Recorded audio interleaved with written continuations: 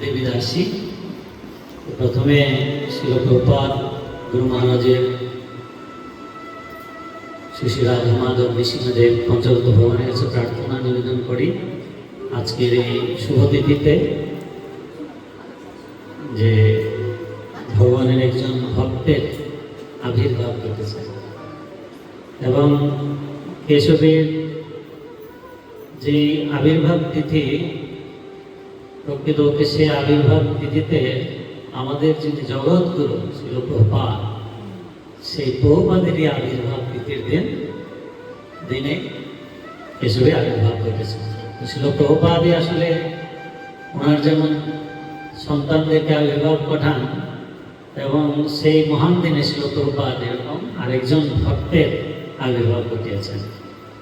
আর সেই ভক্তকে যার গর্বে ধারণ করে পৃথিবীতে নিয়ে এসেছেন আমাদের মা, মার প্রতি কৃতজ্ঞতা জানাই। এটা ঠিক যে সবসময় বলা হয় যে মেয়েরা হচ্ছে সৌভাগ্যের প্রতীক।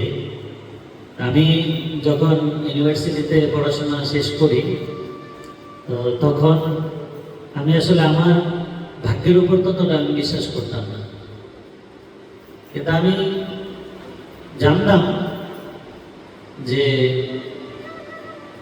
এবং বাবুর কাছে আগে শুনেছি যে যখন কেশবী গৃহে আসতো তখন অনেক কিছুই পরিবর্তন, বিশেষ করে প্রথম মার কথা শুনতাম।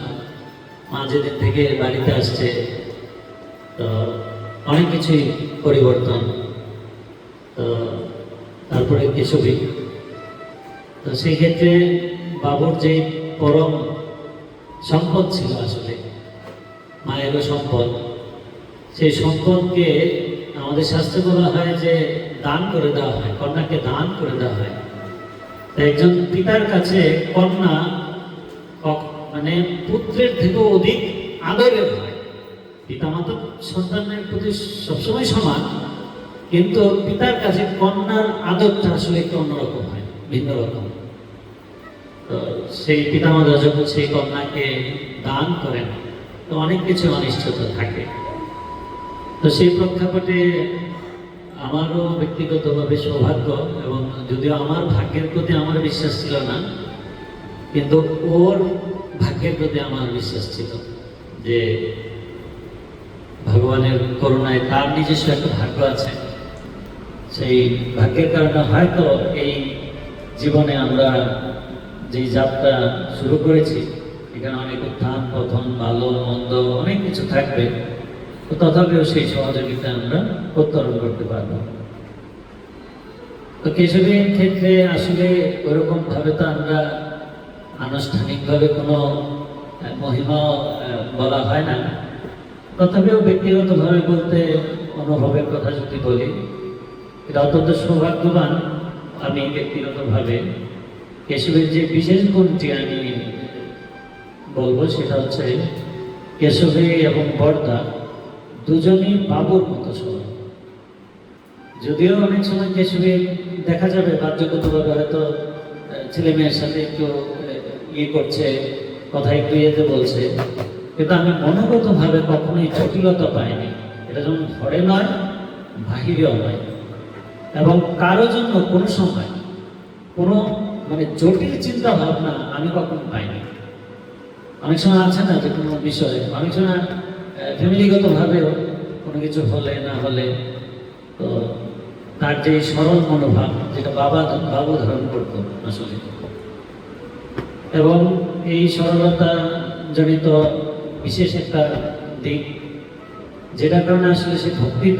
সে কিন্তু আগে যখন ভক্তির জীবনে আসার আগে অনেক রকম একটু চঞ্চল মতি বাহ্যগতভাবে থাকলেও কিন্তু তার ভক্তি যোগ্য গ্রহণ করার জন্য তার মুহূর্ত লাগেনি। সেই দিন মনে আছে রামানন্দ প্রভু হাতে ভক্তি বিকাশ মহারাজের প্রসাদ দিয়ে বলেছে তোমাকে এই উচ্ছিষ্ট প্রসাদ দেওয়া হবে যদি তুমি আজকে থেকে আর অন্য কিছু না খাও। সে কিন্তু মুহূর্ত দেরি করে, এটাই হচ্ছে সরলতার লক্ষ্য। এই জন্য লোচন দাস ঠাকুরও গিয়েছিলেন, গাও গাও কোন গৌরাঙ্গের গুণ সরল করিয়া মন। এই জন্য এই সরলতা খুব গুরুত্ব। আর এই সরলতাই হচ্ছে ব্রাহ্মণের একটা প্রধান গুণ। বলা হয় ব্রাহ্মণের সরলতা এমন গুণ যে ব্রাহ্মণের বাড়িতে যদি কোনো শত্রু আসে, তথাপিও সেই শত্রু একজন মিত্রের বাসায় আসছে বলে অনুভব হয় সরলতা। আর সর্বোপরি কেশবী এই সংসারকে আঁকড়ে ধরে আছে এবং সুখে দুঃখে এটা বলার ভাষা রাখে না। আমার ব্যক্তিগত জীবনে আমি ইউনিভার্সিটি থাকা অবস্থায় যে মেয়েদের অলঙ্কারের প্রতি কত দুর্বলতা থাকে, আমি ব্যক্তিগতভাবে এখনো দেখি অনেক ক্ষেত্রেই যে কোনো একটা সমস্যা হলে নিজের একটা মানে অনেক অলঙ্কারের মধ্যে একটা অলঙ্কারকে ত্যাগ করতেও মানে অনেক কষ্ট হবে একজন স্ত্রীর জন্য। কিন্তু ইউনিভার্সিটিতে থাকতে তার 90% 90% স্বর্ণ সে বিক্রি করে দিয়েছে। কি একটাই ইয়ে ছিল তার, যে না আমি মানে আমার সাথে থাকবে, ঢাকায় অবস্থান করবে, একসাথে থেকে ভক্তি জীবন করবে, এটাই তার উদ্দেশ্য। এটা তার একটা চরম ত্যাগ। এটাও জানে না যে কবে স্বর্ণ আসবে কি না আসবে, কি হয় না হয়, কোনো কিছু না। তো এই জন্যই শরণাগতি এই সংসারের জন্য হোক, ভালোবাসার জন্য হোক। আর এটা সত্যি যে সে হয়তো যতটুকু আমাকে ভালোবাসা দিয়েছে, আমি হয়তো সেইভাবে ভালোবাসা দিতে পারি না হয়তো, তথাপিও আমাদের মধ্যে ভালো মন্দ কোনো সময় হবে, কথা হয়, তথাপিও দুজনের মধ্যে যে আন্ডারস্ট্যান্ডিং মানে পরস্পরকে পরস্পর বোঝা, এটা অত্যন্ত সুন্দরভাবে সেই ভূমিকাও পালন করছে। তো এই জন্য দিব্য কেশবী দেবী দাসের প্রতি কৃতজ্ঞতা জানাই যে আমার মতো অযোগ্য ব্যক্তিকে, অযোগ্য, টাকা নেই, পয়সা নেই, ইউনিভার্সিটি থেকে পাশও করিনি, অনিশ্চিত ভবিষ্যতের পথ থাকা সত্ত্বেও যে আমাকে গ্রহণ করেছে, সেই জন্য কৃতজ্ঞতা জানাই। এবং সবসময় আমাদের জীবনে অনেক চড়াই গিয়েছে, আপনারা জানেন সবাই কম বেশি। তো সর্বক্ষেত্রে কোনো ক্ষেত্রে পিছপা হতে বা উৎসাহ কোনো সময় ঘাটতি হবে সেরকম কোনো কিছু করেনি। আসলে নিজের মানুষদের প্রশংসা আসলে বেশি করা যায় না। তো অনেক সময় বলা হয় যে ভালোবাসা মানে এটা হচ্ছে কি গোপন বিষয়, এটা যতটুকু বলা হয় ততটুকু কমতে থাকে। এই জন্য ভালোবাসা আসলে অনুভবের বিষয়, এটা ভাষায় আসলে বলার মতো না।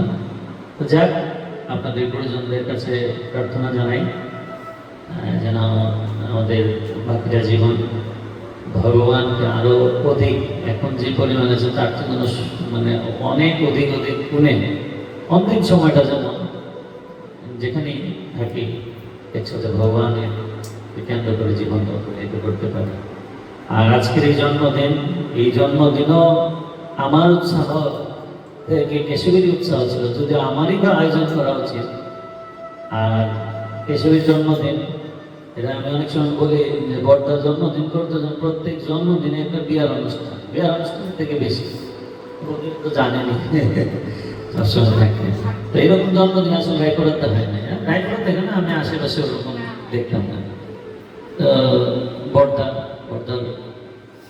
মানে কেশবীর প্রতিও দুর্বলতা, ভালোবাসা, নিষ্কপট ভালোবাসাই। এবং কেশবীও আত্মহত্যা পর্যন্ত যদি কোনো কিছু কোথাও যাওয়াই যায়, বড়টার সাথে সে আড্ডা করলে ভালো লাগে না।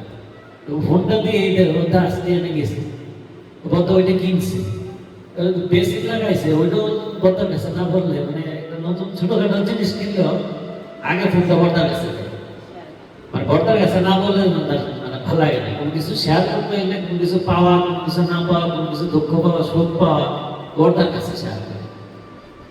এটা গড্ডা এবং কেশরীর মধ্যে একটা সুন্দর সুসম্পর্ক, সেটা সবসময় বজায় থাকুক, সেটাও প্রার্থনা করি।